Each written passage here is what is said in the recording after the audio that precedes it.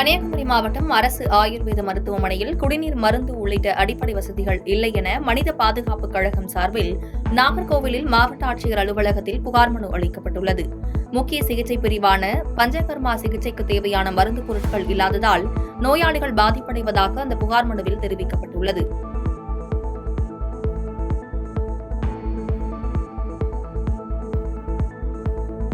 பாம்பன் புதிய ரயில் பாலத்தில் RVNL உயர் அதிகாரிகள் மற்றும் ரயில்வே துறை அதிகாரிகள் ஆய்வு மேற்கொண்டனர். பாம்பன் கடலில் கட்டப்பட்டுள்ள புதிய ரயில் பாலத்தில் ஒரு சில குறைபாடுகள் உள்ளதாக, அதனை உடனடியாக சரி செய்து அறிக்கை தாக்கல் செய்யுமாறு RVNL மற்றும் ரயில்வே துறை பொறியாளர்களுக்கு அறிவுறுத்தப்பட்டது. அதன் அடிப்படையில் இன்று RVNL போர்டு உயர் அதிகாரிகள் மட்டத்திலான குழு மற்றும் ரயில்வே முதன்மை பொறியாளர் குழு உள்ளிட்டோர் ஆய்வு மேற்கொண்டனர்.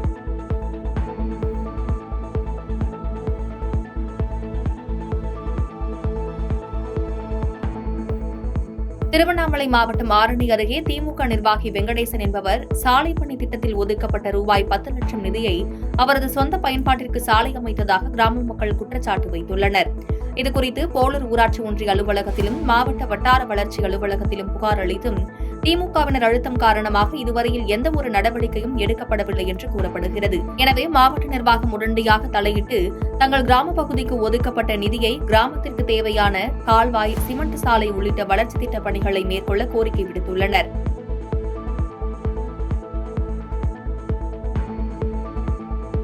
திருநெல்வேலி மாவட்டம் அம்பாசமுத்திரம் பாப்பாக்குடி அருகே பள்ளக்கால் பொதுக்குடி பகுதியைச் சேர்ந்த மைதீன் என்பவரது வீட்டில் நள்ளிரவில் மர்ம நபர்கள் வெடிகுண்டு வீசி தாக்குதல் நடத்தியுள்ளனர். தொடர்ந்து அந்த பகுதியைச் சேர்ந்த மசூது என்பவரை அரிவாளால் 7 இடங்களில் வெட்டியுள்ளனர். மேலும் அசம்பாவிதங்களை தவிர்ப்பதற்காக பள்ளக்கால் பொதுக்குடி பகுதிகளில் துப்பாக்கி ஏந்திய போலீசார் பாதுகாப்பு பணியில் ஈடுபடுத்தப்பட்டுள்ளனர்.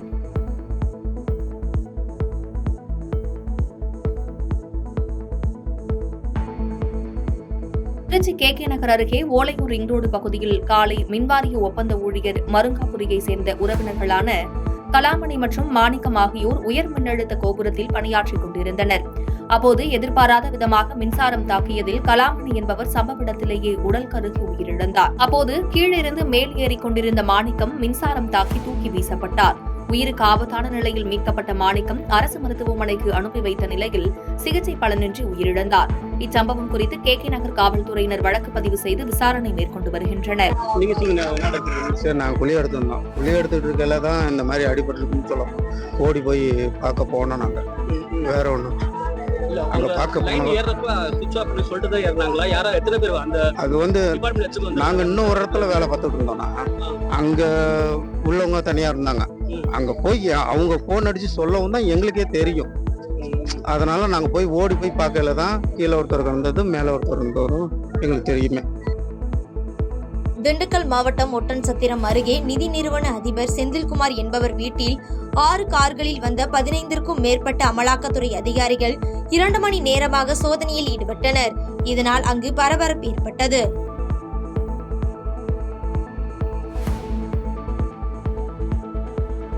விருதுநகர் மாவட்டம் அருப்புக்கோட்டை நகராட்சியில் நெடுஞ்சாலைத்துறை சார்பில் சாலையோர தற்காலிக ஆக்கிரமிப்புகள் அகற்றப்பட்டது. இதனால் அங்கு பரபரப்பான சூழல் நிலவியது.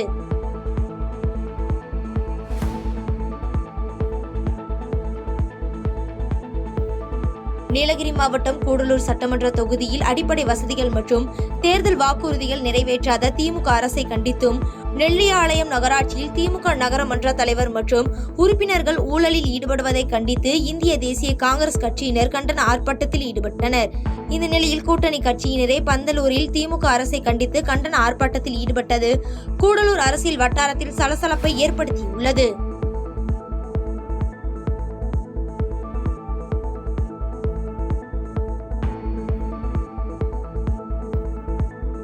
நீலகிரி மாவட்டம் குன்னூர் அருகே 2 காட்டெருமைகள் வீரபாண்டிய கட்டபொம்மன் சிலை முன் ஆக்ரோஷமாக மோதிக்கொண்டிருந்துள்ளனர். இந்நிலையில் இதுகுறித்த வீடியோ காட்சிகள் தற்போது சமூக வலைதளங்களில் வைரலாகி வருகிறது.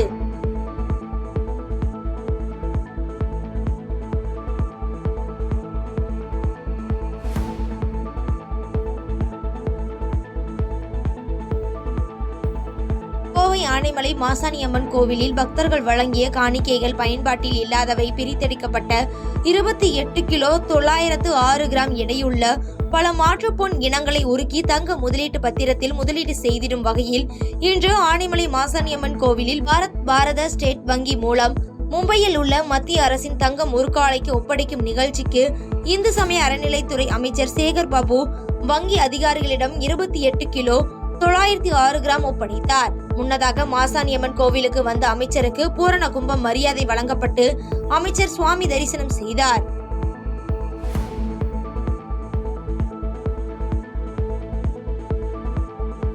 சென்னை அமெரிக்காவில் நடைபெற்ற 6வது உலக கோப்பை கேரம் சாம்பியன்ஷிப் போட்டியில் புது வண்ணாரப்பேட்டையைச் சேர்ந்த வீராங்கனை காசிமா 3 தங்க பதக்கங்களை வென்று அசத்தியுள்ளார்.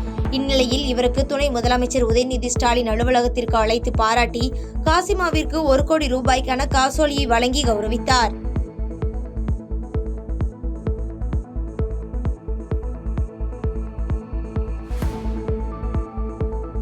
மயிலாடுதுறை மாவட்டத்தில் கடல் சீற்றம் காரணமாக கடல் அலைகள் மோதியதில் தரங்கம்பாடி டேனிஸ் கோட்டை முள்வெளி பாதுகாப்பு சுவர் சேதமடைந்துள்ளது.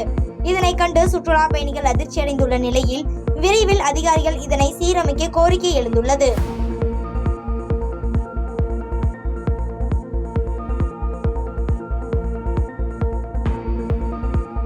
கன்னியாகுமரி மாவட்டம் நாகர்கோவிலில் உள்ள ஆட்சியர் அலுவலக வளாகத்தில் வைத்து தமிழ் வளர்ச்சித்துறை சார்பில் ஆட்சிமொழி சட்ட வாரம் விழிப்புணர்வு பேரணி இன்று நடைபெற்றது. இதனை மாநகராட்சி ஆணையர் நிஷாந்த் கிருஷ்ணா கொடியசைத்து துவக்கி வைத்த நிலையில் இதில் ஏராளமான கல்லூரி மாணவிகள் கலந்து கொண்டனர்.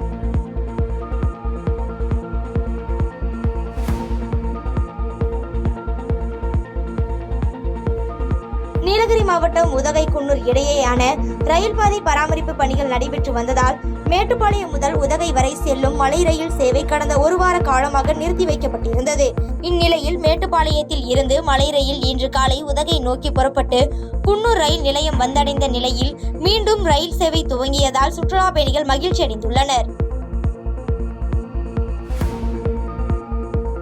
நாகப்பட்டினம் மாவட்டத்தில் வருகின்ற டிசம்பர் 25ஆம் தேதி இயேசு கிறிஸ்து பிறப்பான கிறிஸ்துமஸ் பண்டிகையை முன்னிட்டு புனித லூர்து அன்னை பங்கின் சார்பாக உதவி பங்கு தந்தை மரிய பிரகாசம் மற்றும் அருட்தந்தை சுவாமிநாதன் ஆகியோர் கிறிஸ்துமஸ் தாத்தாவுடன் அப்பகுதி குழந்தைகள் மற்றும் சிறுவர்கள் ஆடல் பாடல் பாடி மகிழ்ந்தனர்.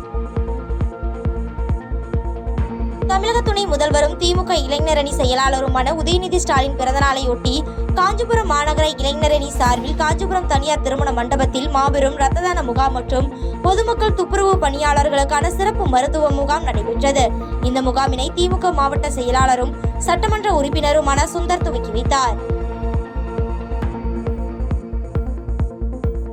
திண்டுக்கல் மாவட்டம் பழனி அருகே நெய்க்காரப்பட்டி பேரூராட்சி தலைவராக உள்ள கருப்பாத்தால் தன்னிச்சையாக செயல்படுவதாகவும் பேரூராட்சியில் பொதுமக்களுக்கு தேவையான கால்வாய் வசதி, குடிநீர் வசதி, சாலை வசதி உள்ளிட்ட எந்த பணிகளும் தற்போது வரை பலமுறை கோரிக்கைகள் வைத்தும் பணிகள் நடைபெறவில்லை என கவுன்சிலர்கள் குற்றம் சாட்டி வந்தனர். இந்நிலையில் தங்களது கோரிக்கைகளை நிறைவேற்றாத பேரூராட்சி தலைவர் கருப்பாத்தாலை கண்டித்து அனைத்து வார்டு கவுன்சிலர்கள் அனைவரும் தங்களது ராஜினாமா கடிதத்துடன் பேரூராட்சி அலுவலகத்தில் தர்ணா போராட்டத்தில் ஈடுபட்டதால் அங்கு பரபரப்பு ஏற்பட்டது.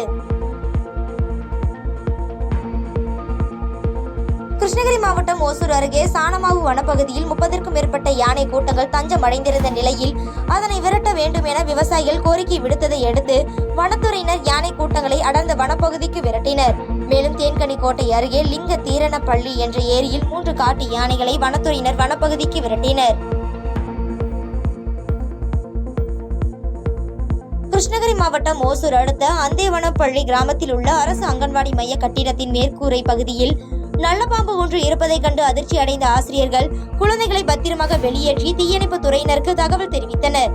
தொடர்ந்து தகவலின் அடிப்படையில் சம்பவ இடத்திற்கு வந்த தீயணைப்பு துறையினர் நல்ல பாம்பினை லாவகமாக மீட்டு அடர் வனப்பகுதிக்கு கொண்டு சென்றனர். தேனி மாவட்டம் கூடலூர் நகராட்சியில் ரூபாய் 1,68,00,000 மதிப்பீட்டில் புதிய குடிநீர் திட்ட பணிகளை கம்பம் எம்எல்ஏ மற்றும் ஆண்டிப்பட்டி எம்எல்ஏ ஆகியோர் அடிக்கல் நாட்டி தொடக்கி வைத்தனர்.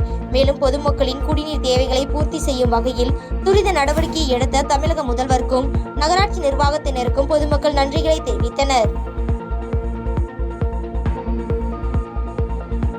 தேனி மாவட்டம் பெரியகுளம் அருகே SC/ST மக்களுக்கு ஒதுக்கப்பட்ட இடத்தை மாற்று சமூகத்தினருக்கு வழங்கியதை கண்டித்து வட்டாட்சியர் அலுவலகத்தை முற்றுகையிட்டு புரட்சிகர சோசியலிஸ்ட் கட்சியினர் போராட்டத்தில் ஈடுபட்டனர்.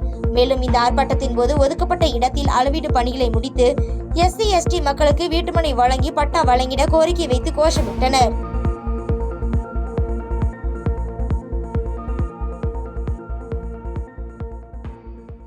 பாதகம் செய்பவரை கண்டால் நாம் பயங்கொள்ளலாகாது பாப்பா, மோதி மிதித்து விடு பாப்பா, அவர் முகத்தில் உமிழ்ந்து விடு பாப்பா. அண்மை செய்திகளை உடனுக்குடன் தெரிந்து கொள்ள இணைந்திருங்கள் இயம்நாடு தொலைக்காட்சியுடன்.